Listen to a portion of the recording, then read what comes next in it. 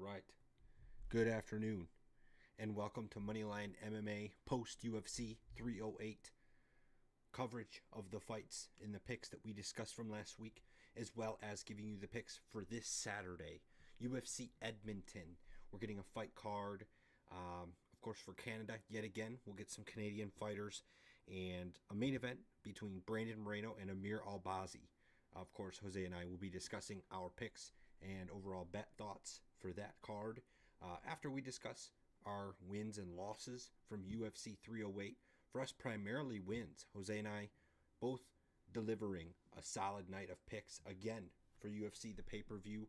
That was daytime fights. Hopefully you guys got to see the fights. They were, it was a 9 a.m. start. I didn't get to see all the prelims, but I definitely saw just about all the main event fights. And I wasn't even at home watching them, but it was on my phone. I was still making sure to watch as much as I could. These were still some great fights. I thought the card delivered overall, and so did you and I, Jose. As both our five weights hit, my five weight being Lerone Murphy, he gets the decision win, and I'll give it to Dan Ige. It was very close, and honestly, it could have been going 19-19 going into the third, and honestly, Lerone Murphy looked like he might be losing a round. He kind of got stumbled, and I think it counted it as a knockdown even. I'd have to double check that in the third round, but ended up wrestling Dan Ige, gets his own takedown on Dan Ige, and lo and behold, before we knew it, they actually had the round was actually given to Lerone Murphy, and he got the unanimous decision win. So props to him. He stays undefeated. I do like the fact that he proved it, right? I think I mentioned it in my handicap. Part of it is the fact that I do feel he has the wrestling prowess. If he isn't able to beat the striking side of Ige, he can wrestle, and he proved that. And I believe that's the reason he gets the unanimous decision and not the split or even potentially the loss by decision. Other than that, Jose's got Magomed as his five weight, who also won by decision, and that was a great fight. That was a lot more, it was decision, but it was a lot at least more eventful than some of Magomed's previous fights. Like I would say, he convincingly won that one, and I did also see that Dana confirmed, to what I understand, he confirmed that Magomed is next for Alex Pereira. So he was strong enough from what Dana saw to be the next man up for Alex Pereira here after beating Rakic. So good call by Jose there. And then before we get into the main event, I think the other main one is, of course, Shara. Wow. He gets the double spinning back fist KO on Petrosian. He goes like one way and he comes back. It was crazy. I don't think there's been I think John Anik said on the broadcast, he's like, there have been 8 or 9 spinning back fist finishes in the UFC, but not one of them has been a double. So they almost like wanted to brand it as the Shara move on the broadcast, but in any case, he goes and calls out Izzy. I'm pretty sure it was Izzy that he called out. He wanted high level strikers. That'll be crazy. I'm not sure he gets Izzy next, and if he does, he might be in for a little bit. I'll tell you this much: I'm picking Izzy to beat Shara right now, because Shara still got pieced up, if you ask me. Petrosian had some spots where it was like, wow, it looks like he's doing well here, but in the end, Shara, like, to Shara's credit, maybe it's the vision thing, but he made reads on Petrosian as the fight went on, and it almost seems like as we get to see Shara grow more as a fighter, that he's actually better and long, like, as the fight goes on. Like, he's not a guy that has to get an early KO or he loses. Like, I'm actually starting to see, like, he gets almost better.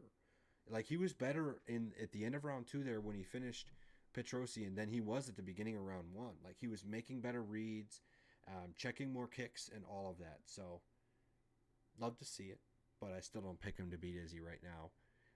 And then finally, Ilia Topuria does defend his belt. Jose had a lower weight on Whitaker, but in the end, Whitaker, I don't know why I said Whitaker, that was obviously a different fight, but in the end, Topuria, we both, Max had a lower bet on Holloway, though, so I was right. I just said the wrong name. It was a disagreement, but it was a one weight from Jose's perspective. Of course, I did have Topuria as my 4 weight. He comes in and finishes Max Holloway. It was a really contentious first 2 rounds. All credit to Holloway. You know, I saw all kinds of different scorecards online. Some of them had Max Holloway winning 2 rounds. So, depending on how steadfast you are with Holloway, or if you try and watch that fight with clean eyes, you might believe Holloway at least won one of those 2 rounds. But Topuria just has the power. First one to ever finish Holloway, and there you go, Jose. There's another example to mark on the whiteboard when it comes to this guy has never been such and such.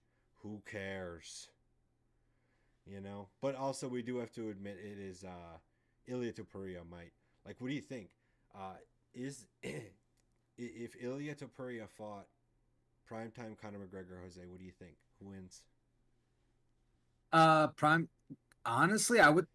Double division champ McGregor. I feel like, isn't that a really crazy tough call? I feel like they are so That similar. it's close. Yeah, I would. Like, that's I really think hard. Ilya steps in more into the line of fire than what Connor ever did, though. Connor was a better counter striker, I feel like, and get out of the way and then come back in. Mm-hmm. While Ilya Taporia, he will stand and take shots and then throw them back, True. which is extremely dangerous. And back then, Connor, he was hard to put out, but I do think in that moment, Ilya would probably walk Connor down more. If and probably put him out, but I could see Connor also knocking him out quick before Ilia Topuria gets going away, like how we did with it, like Jose Aldo and Eddie Alvarez. Like, just go at them quick, and then they're out. But and then if they fought today, man, I think Ilia Topuria would still win even with a big roided Connor, to be honest. Dude, Ilya's just crazy, man. Like, I don't know what's next for him. Like, that was an insanely good fight, and all props to him. But, like, at this point, what's next? I mean, he seems like more of a threat to go up to 155 than Volk ever was. And I don't mean to disgrace Volk by any means, but I mean, at this point, what's next in featherweight for Topuria? I'm really not sure there's a whole lot there for him. So I don't know. I think he has already mentioned a potential move around. I'm not sure it would be lightweight, but I guess you could do the rematch. I know they asked him on the broadcast about Alex. Diego Lopez too. Dude, Diego Lopez. I did forget about Diego Lopez. You that got to would be do the that. last featherweight. Yeah, that would be the last featherweight. I think that like would fight if he fought a featherweight, because there's also been the talks like Sean O'Malley. I think he's been kind of mentioning too, like, of moving up and fighting Ilya, which, like, I think would be interesting, like a bigger, heavier O'Malley, because there's also been the talk of like Ilya Taporia and Islam, but I think Islam will be way too big, I and Islam agree. will probably, yeah, and he will do what Kamza will do, is just shoot in for the takedown right away, and then probably make it an early night with a submission or something. So yeah, not much. Ilya's not gonna be able to stop, a guy like Islam. I don't think. Yeah, and then Period. yeah, I do respect Elia's wrestling a lot more now, just after seeing what he did to Max Holloway. That was the Took one him thing I down did not. clean. Took Yeah, him down clean. Not many guys can do that. But honestly, yeah, that's a good call though. Maybe, yeah. But I will say, so what I was getting at though is on the broadcast. I'm pretty sure they asked him. They also mentioned, I think Evloev, like Aljo and Evloev are fighting. So you could justify maybe the winner of that too. Those are two unique names that I think offer unique skill sets. But in the end, Topuria on the broadcast said that he would give the shot to Volk because he deserves it the most. Now, of course, it's not his choice, right? It's going to be Hunter's choice more than anyone else, Hunter and Dana. But I do think Volk is still up there in contention, although he's coming off 2 straight losses. Of course, it comes off the back of two lightweight losses, only one loss at featherweight. right. Yeah, I think in the post conference, Dana did mention that it probably will be Alexander Volkanovski Fair to enough. get that rematch. Like, so, and I think it'd just be like the like a one and done. I think after that, if Volk loses, I don't think we'll really see him fight for the featherweight strap. He probably the BMF after that, but probably not the featherweight strap for a while. Thing with Volk is it's hard because like he really was looked at as like the greatest of all time to some people, and he doesn't get the privilege of like a Figgy Davison Figueroa. He's able to be champ. He lost. He's like, you know what? I'm getting older. Let me move up. It's not like he's challenged for that belt before, so he's able to like kind of re-enter the rankings and like do it again. He probably feels somewhat rejuvenated. That's why I've been liking Figgy a lot and a lot of his, and because I just feel like he stylistically matches up well against a lot of those guys. But yeah, I just think if Volk really like okay, he takes another loss at featherweight, he can't move up to lightweight and like try going up the lightweight rankings like Figgy, because like he's already like he knows like what his best thing to happen would be someone else beating Islam, and then he gets to fight them because he's done that with him and Islam. So yeah, Volk needs the rematch against Topuria, and he needs the win, or he might just be best walking away. Yeah. Walking away, I would say, because he pretty up there in age already too, right? He's playing mid 30s. I thought he was So, like 36. Yeah, oh he is yeah, so 36. Like that's not that old by any means. We've seen plenty of guys be older than that and be a champ, but I just man with the losses he's been taking, I don't know, man. I can see at least a BMF, one BMF run Because he'll in probably me be or Chef. 37 by the time he gets this next. Like, because Ilya literally just fought. What are they going to schedule this for? Like March, April next year? You know what I'm saying? Like stuff like that comes so far down the line too. He'll probably be 37 by then. And I don't know. At that point, if I'm Volk, you're 37. You're going to try making a new title run. Bro, I mean, look A at new title Stipe. run. Stipe's fighting in November, and that guy should have been retired years ago. Oh yeah, that's true, dude. I guess the UFC. So yeah, what you're saying is true. The UFC will make exceptions for the ones they like, Yes. and they Yeah. and they like Volk. They like Stipe. Those guys get exceptions. If it wasn't such a long tenured champ like Volk, like Stipe, they'd say f off like Francis. Yeah. Francis 100%. Yeah. Francis defended his belt like once, and it was like, dude, f off. Get out of here, man. We got guys just as good as you. Yeah. And I don't mean to hate on Francis. Like he's definitely the strongest puncher in the world, I'm sure. But like he would still get cleaned by a lot of the UFC heavyweights right now, like Tom Aspinall. I don't think he would beat Tom Aspinall. He would. It would be like Derek Lewis with like even then like I just feel like the speed difference is what I'm here what I'm thinking like Francis is gonna have to land that shot. That's it. Yeah. That's it. That's your only chance. You better land that shot. Right. He doesn't got the wrestling and I wouldn't even say the speed Dude, anymore. Thomas Brown is just that's different. just it, man. And you see how gassed out Francis was, dude. Francis got that knockout and immediately like keeled over like dead in fucking like conditioning zero. It was round one, bro. Yo, Yeah. what if that had to go 2 more rounds, bro? You'd have been fucking throwing up. But I don't mean to get off track. We're here to discuss UFC Edmonton, or at least recap UFC 308 there. So all in all, Jose and I do each go 3-2 with the disagreements, both being split. Actually, I had the Topuria win. Jose had the. Oh, actually, Jose did not. Oh, Jose also had Whitaker. Never mind. For some reason, I thought you took Kamzat, but we both took Whitaker with low weights, anyways. But without further ado, we're going to get into the picks for this Saturday.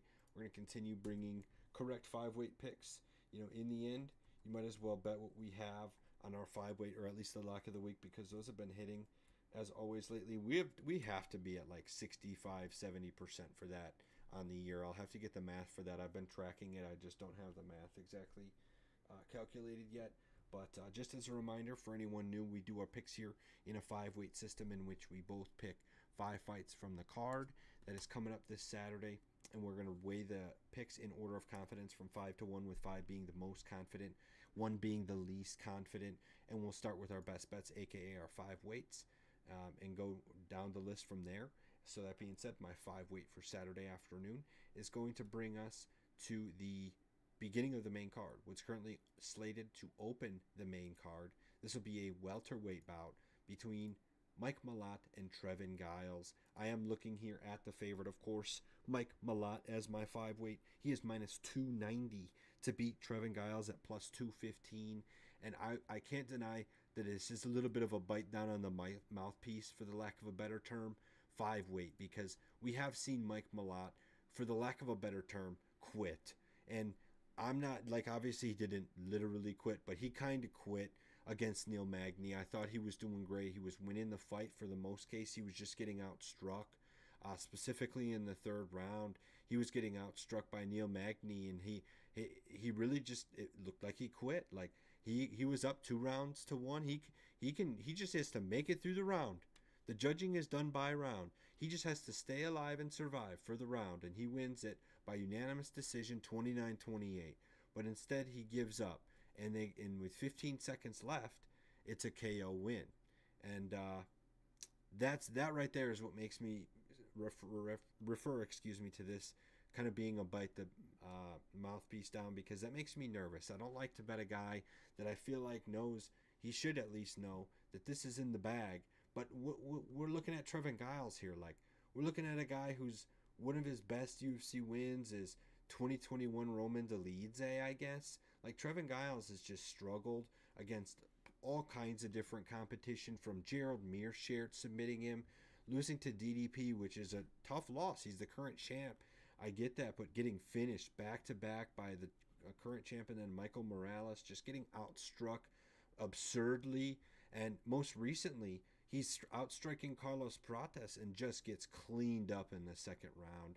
I just have nothing that I like here really about Trevin Giles. I think Mike Malott is just as good of a striker, and I think it's obvious that Mike Malott is a better wrestler. He's definitely shown it against every opponent in the UFC besides Mickey Gall, who he knocked out anyways in the first round. He didn't have to wrestle him. So I just think Mike Malott has multiple paths to victory here. If he doesn't feel confident on the striking, he can wrestle and finish Trevin Giles on the ground. I like Mike Malott from all angles here. 5-weight. What do you think, Jose?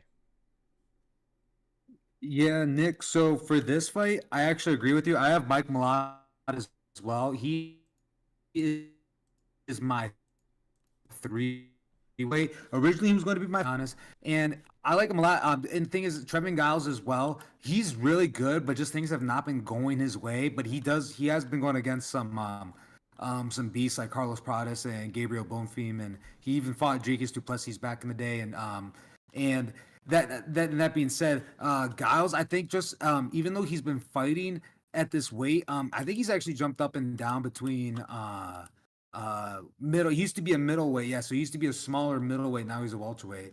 But even then, here at welterweight, I feel like Trevin Giles has just not been looking as powerful, and we know that his chin as well. Like it's already been kind of getting more tested as of lately.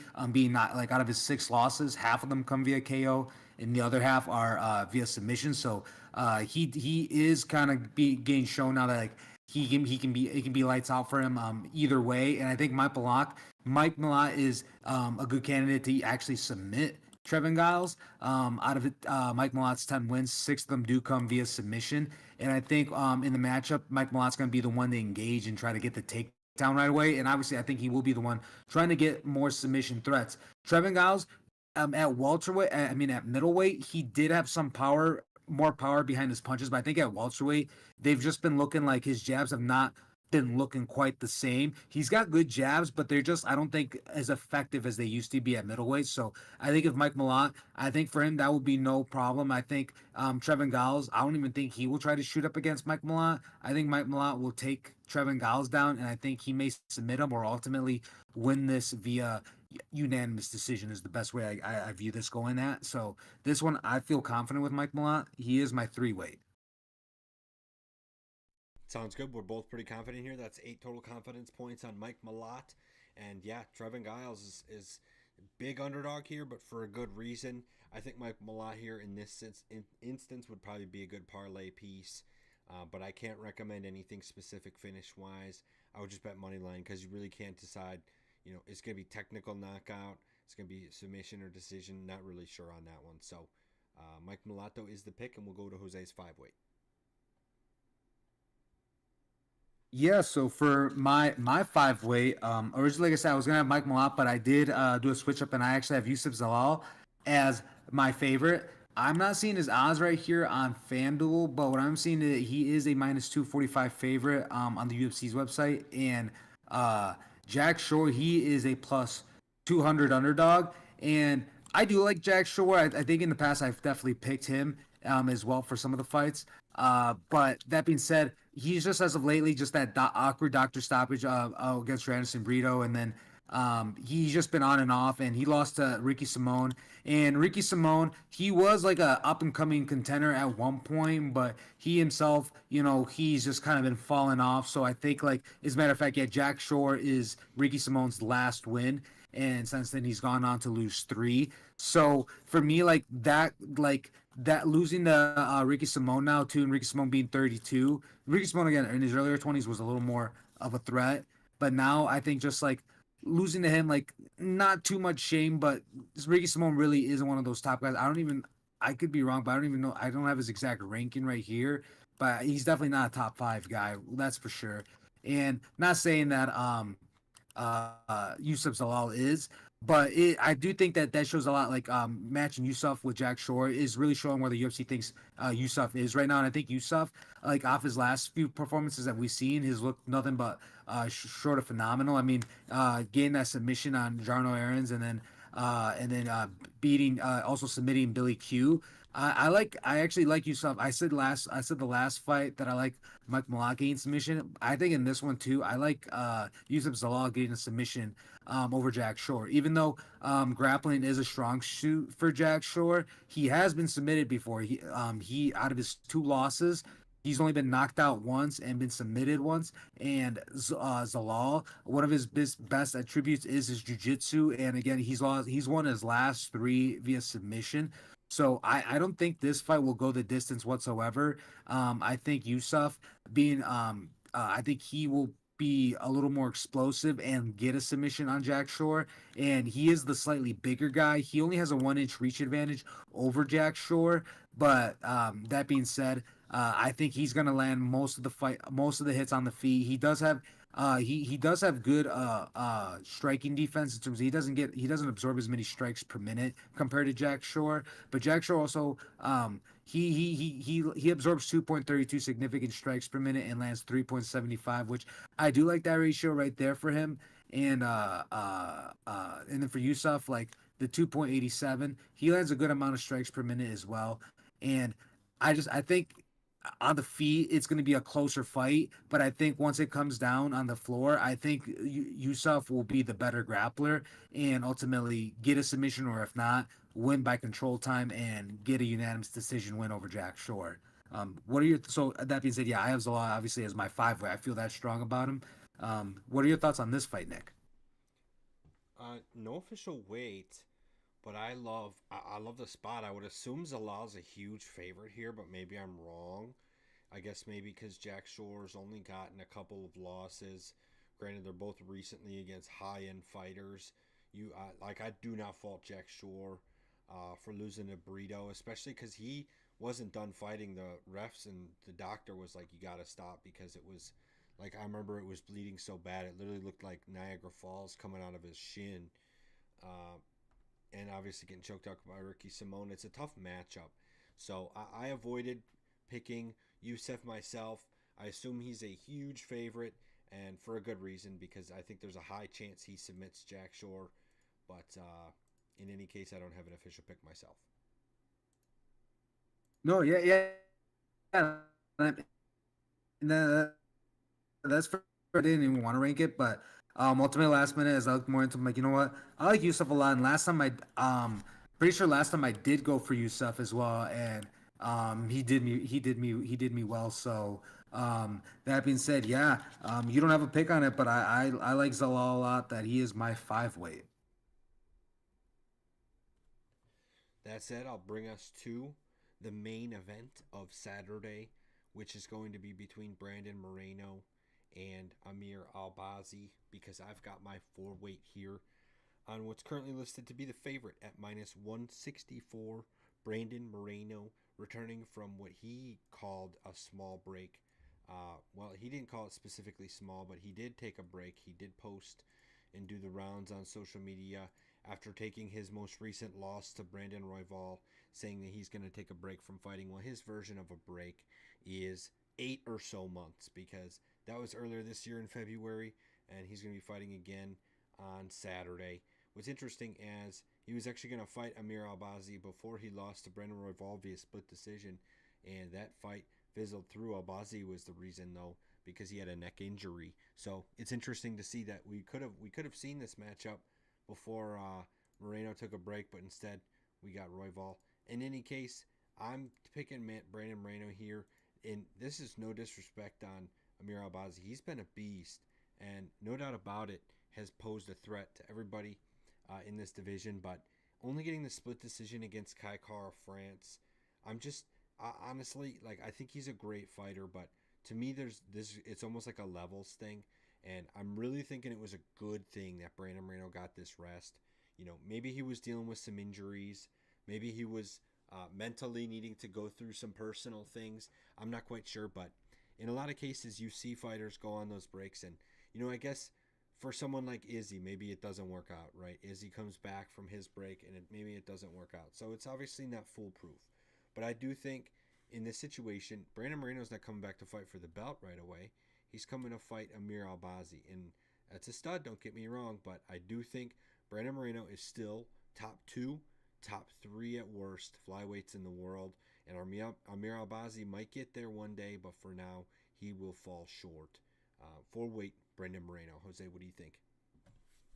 Yeah, Nick. So for this one, I have Brandon Moreno as my one weight, and I like Brandon Moreno so much. Just I think a little biased. I just always, I do go for Brandon Moreno a lot. He's just being a former champ and just a lot more active than Amir Albazi, to be honest, as of lately. And coming off two back-to-back split decision losses, like pretty close to two, obviously the champ and contender. So, and then Amir Albazi, though, legit real deal. So he is my one weight.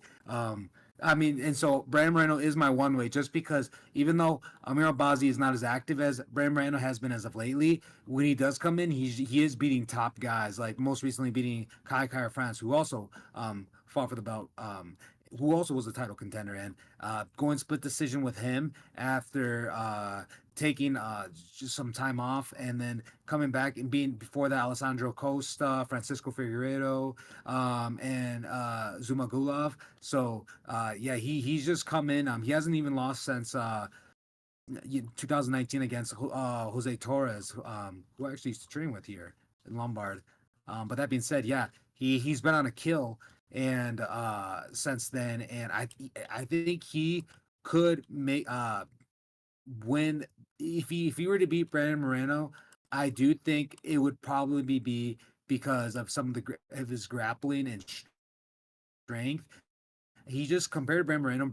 I don't know why. I know the flyweights are small dudes, but Brandon Moreno just always seems like he just doesn't look like a snake. I don't want to say he looks like a twig, but he just doesn't. He just looks so thin. It's probably because he's one of the taller guys compared to most flyweights. Like in this matchup, Brandon Moreno's 5'7" and Amir Albazi's 5'5". And Brandon Moreno does have a 2-inch reach advantage, so I do think on the feet he's going to land more strikes. But I think Amir Albazi is going to just come in and put some heavy pressure, closing the distance, and try to take Brandon Moreno down and ground and pound him. I think, or if not on the feet, really try to close in on the distance and try to land some hard shots. And Brandon Moreno, out of all his fights, he's actually, and I know you said earlier it doesn't really matter. He's never been KO'd or submitted. He's always just lost by decision. But Amir Abazi, I do think like Brandon Moreno's never been knocked out before. But I do think Amir Abazi could be a dude to knock out Brandon Moreno, even though Amir Abazi, he's got strong jujitsu. I think he's more likely to actually knock out Brandon Moreno than submit Brandon Moreno. But I think if it comes down to decision, I think Brandon Moreno ultimately is going to win this. And I think that's ultimately how this fight's going to end. I think it's going to be mostly Brandon Moreno. Yeah, it could be submission as well here for this could be submission for Brandon Moreno, given that out of his 21 wins, 11 come by submission.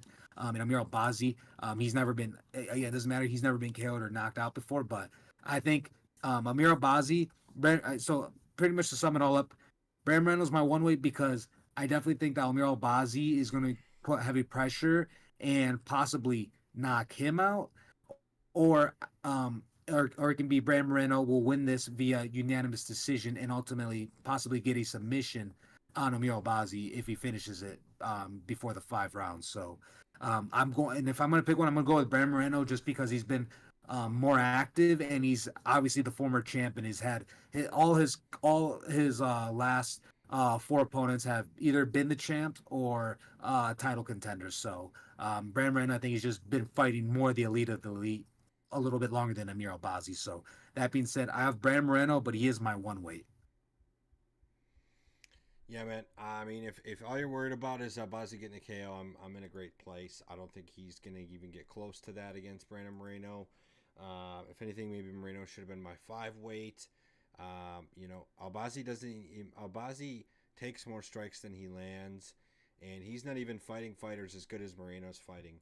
Um, yeah, I mean, just put Brandon Moreno and put Mike Malott in a parlay, and I'm almost willing to guarantee that I'll win.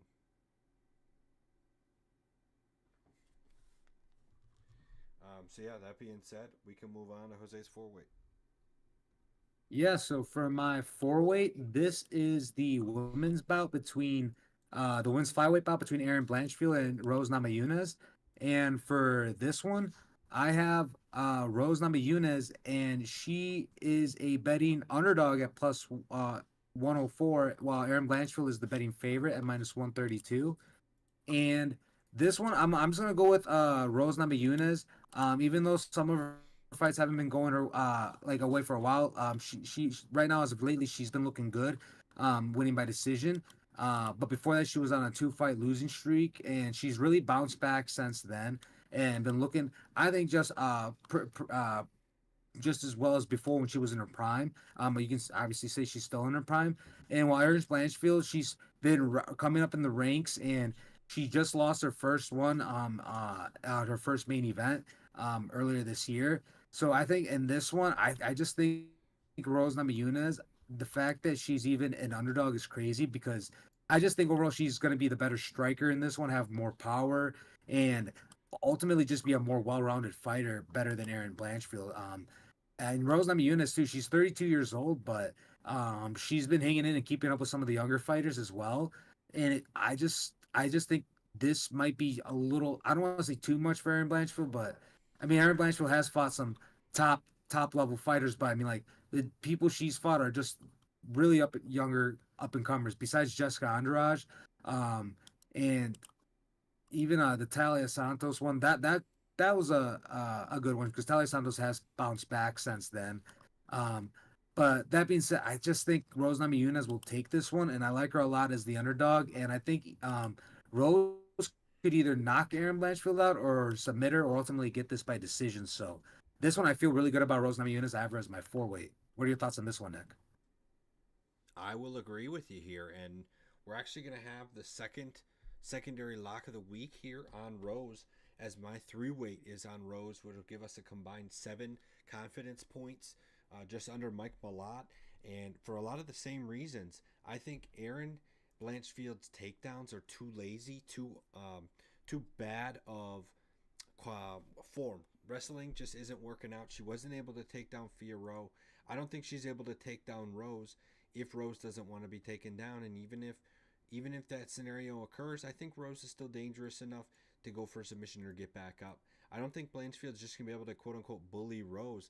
I actually like the fact. So if you didn't know, as I understand it, this is a 5 round fight. Yes, this is a 5 round co-main, just like Kamzat and Whitaker was. And I actually think that also benefits Rose. I think Rose is going to be able to get more reads on Erin as the fight goes on. And I definitely think Rose is the better striker. So I'm excited to see Rose box this one out, get a few rounds in the bag, and potentially also some aspect of Erin Blanchfield gassing out somewhere in there, as she obviously lost her last 5 round fight against Fiorot, and it was somewhat convincingly. Now, I understand Rose also lost to Fiorot back in 2023, but I think ever since Rose took a break, came back, she's in the flyweight division now, which I believe is 10 pounds up from where she used to fight. And I think she's just looking a lot better in this division. And her last wins against two kind of killers. I don't know. At this point, I saw someone compare Erin Blanchfield to Mackenzie Dern, and honestly, it's kind of true. Like, she's a good fighter. She's tough. Like, she's not going to give up, but terrible takedowns. And yeah, dangerous on the ground and will submit you, but it's got to get to the ground first. And otherwise, there's definitely holes in Erin Blanchfield's game. So I think there's a lot of value in the dog here on Rose, and we agree. Yes, sir. So then I have Rose as my 4 weight. That's your 3 weight, and then Mike Malott being my 3 weight. I Should we go on to my 2 weight? We can go into my two weight and then yours Okay. because we just got your four weight. We'll switch back and forth a little bit and cover my two weight. We got three fights left for you guys, or two fights left for you guys, I believe. Yeah, Just two two. fights. Yep. But yeah, that being said, we're gonna go for my two weight, and how could we discuss this UFC Edmonton event without discussing the most legendary fighter on this card, the current leader in KOs, specifically in heavyweight history. Of course, Derek Lewis is fighting Jonata Denise, and it's interesting to me as I was doing a little research on this. I noticed Derek Lewis was actually scheduled to fight um, um, Alexander Romanov on this card, and they switched it around, and Alexander Romanov's now fighting Rodrigo Nascimento, and they brought in Jonathan Denise. After getting the decision, he did not finish Carl Williams, but he got the decision win against Carl Williams, and they said we want this guy against Derek Lewis. And you know what? I'm gonna bite the bait, and I'm gonna take Jonathan Denise here as my two weight. Jonathan Denise, he is a minus 174 favorite. Derek Lewis plus 136, and mainly for the reason that I just think we know what we're getting out of Derek Lewis, and he's 39 years old. So we're getting a guy that needs to get a KO or win. Excuse me, he gets a KO or he doesn't win. He loses, and he's 39 years old, and he's getting to the point where he's kind of gassing out. I don't think he's going to be able to last for 15 rounds super strong. I think Jonathan Denise is going to have the clear speed advantage, and no, he won't have the power advantage straight up, but I do think he's going to land some tough shots. I think he's got a nice jab, and I think over time it's going to drain on Derek Lewis. I think there's a high likelihood of a decision win. I'm definitely not gonna just sit here and call Jonathan Denise to knock out Derek Lewis. That's crazy. But in my opinion, Derek Lewis has to knock out Jonathan Denise to get the win. I don't see a world where Derek Lewis has the stamina and the endurance and conditioning to go 15 rounds with a guy as new and young as Jonathan Denise, a guy who's gonna be way faster than him. It's going to be more timing for Derek Lewis, take some shots, to be able to dish some shots, and hope that one of those shots finishes Denise. Otherwise, in my opinion, Derek Lewis loses this fight, and for that reason, I have a two weight on Jonata. Jose, what do you think? Yeah, this one was a tough one for me. So this is my 2 weight, and um, that being said, I went with Derek Lewis. And the reason is because even though Denise is the younger fighter, and he's just gonna be faster than Derek Lewis. Derek Lewis has just been here before, and he's has a proven track record. And Derek Lewis, he's never been the fastest guy, like fastest hitter at all. I mean, like heavyweights alone are pretty slow, but Derek Lewis is. He barely swings, but when he does, he's pretty accurate and hits pretty hard when he does. Like right now, he lands. He's dead even right now, 50-50 with his input and output. He lands 2.48 significant strikes per minute and absorbs 2.48. But I just think that the 2.48 he throws out are just a lot harder, usually always than those 2.48 that he's taken back in. And in that being said too, like even though Denise is the younger fighter, I mean the Black Beast, he's been on and off lately, but when he's on, he's on it. Like with Rodrigo Nascimento. Nascimento is actually 31 years old. He's the same height as Denise, and I mean it's heavyweight, so it doesn't matter. But he is the slightly heavier guy, slightly heavier than Denise. So and Derek Lewis himself is just a huge, massive dude, just a big, thick guy. And even though he's 39 years old, I mean, he went 3 rounds earlier this year with a younger guy and knocked him out in the third round. So, and before that, he went 5 rounds with Jay Almeida. And then he lost that one unanimously. But Almeida, Almeida too is like a kind of a hit or miss dude. He was looking really good up until he lost that Curtis Blades fight that he should have won. Oh, he looked like he could have won, but he got knocked on the second round. But that being said, like I haven't seen enough out of Denise yet to even put him on the same level as Almeida. But I think like putting him against Derek Lewis at this point, Derek Lewis, I don't want to say he's not a gatekeeper. I mean, maybe he is, but there you can definitely see they're just starting to give him this new wave of heavyweights. And as of lately, I think he's been doing slightly better. But he is my two-way because yeah, Denise could very well knock out Derek Lewis. I mean, Derek Lewis again. We've seen him already get put out by Tai Tuivasa and Sergey Pavlovich, and then Denise. He doesn't have no submissions, so if he's gonna try to knock out the Black Beast, yeah, he's gonna come in hard and fast and throw a lot, but not many people have been able to do it. And as of lately, yeah, Derek Lewis has just been looking pretty good. Like not the best, but he's just a heavyweight. So again, he's my two-way because I do think Denise could win this. It's almost like a coin flip. This probably could have been my one weight. It should have been my one weight. But that being said, yeah, Derek Lewis is literally my he's my two-way almost based off a coin flip. But I just think Derek Lewis is more likely to knock out Denise before Denise knocks out Derek Lewis. Yeah, no doubt about that. And for a lot of the reasons you mentioned is why I have Denise as a two weight, and honestly might be interchangeable with my one weight, because I definitely recognize the ability that Derek Lewis brings. And yeah, he just finished Rodrigo Nascimento. It did take him a while to get there, but my thought between the difference between that fight and this one is I think Denise will bring a little bit more return on Derek Lewis. I think Rodrigo was kind of soft in general, but we'll see. In any case, I could see this going both ways. It's a classic heavyweight fight. Don't put a penny on this fight. This could go either way. Completely, this could be a coin flip. So yeah, that'll be the pick there.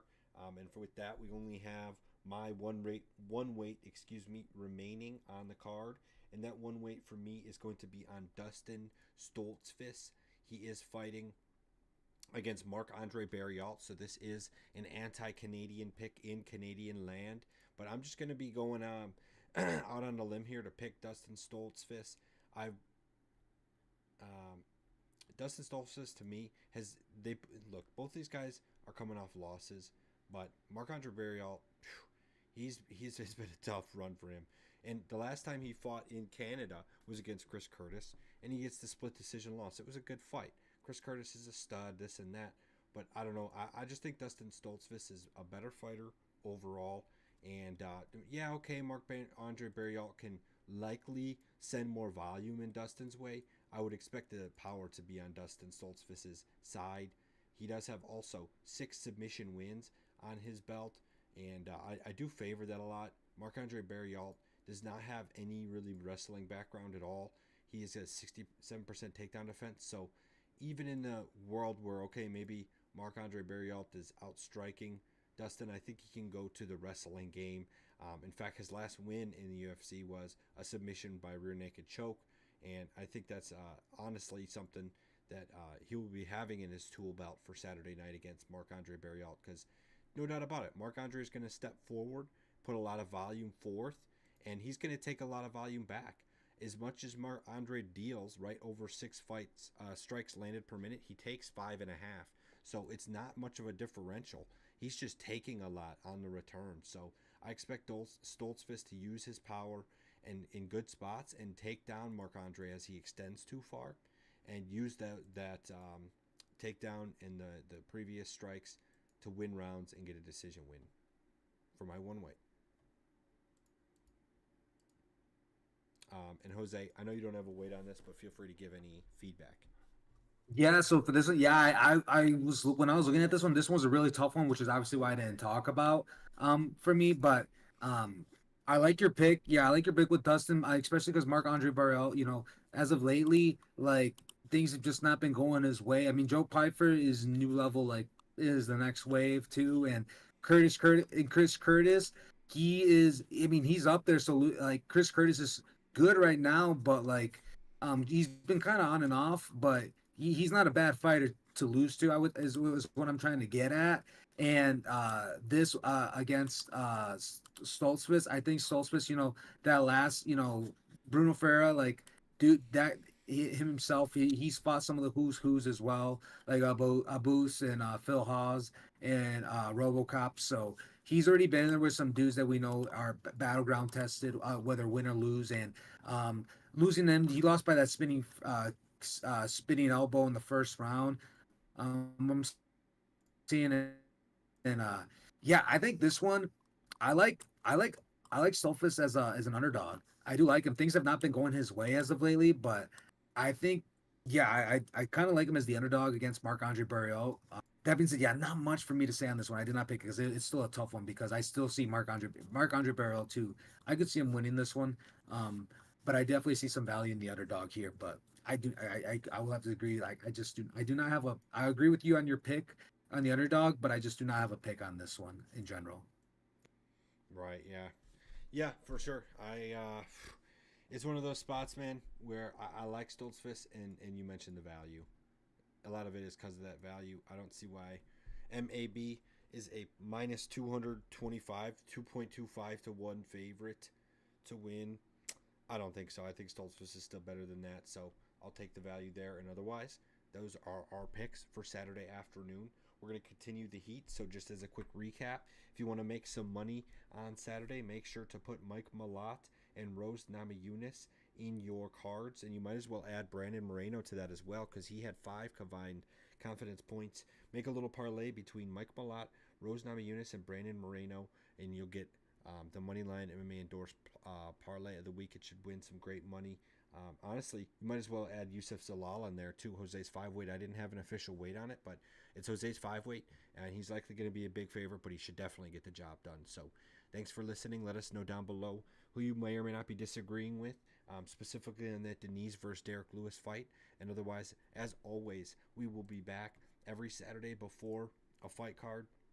We'll be here discussing our fight picks, and we're going to get, following this card here on the second, we're going to get Neil Magny versus Carlos Prates. We're going to get a main event for Mr. Prates after getting that devastating KO win against Neil Magny. This is going to be at the Apex, so it's going to be a little more underwhelming, I would say, than this one. This one in Edmonton, because it's not a card on the go with a normal big size cage. So, yeah, that being said, it's a little less exciting, but they are definitely going to keep cards coming for a while.